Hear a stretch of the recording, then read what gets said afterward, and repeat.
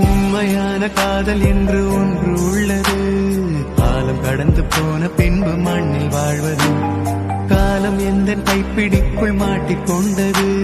காதல் என்னை விட்டு விட்டு எங்கு சென்றது. கடவுள் வந்து பூமி மீது வாழும் போதிலும் காதல் தோல்வியாகும் போது சாக தோன்றிடும். காதலின்றி பூமி மீது வாழ நேர்ந்திடும். கொஞ்ச நேரம் கூட நரகம் போல மாறிடும்.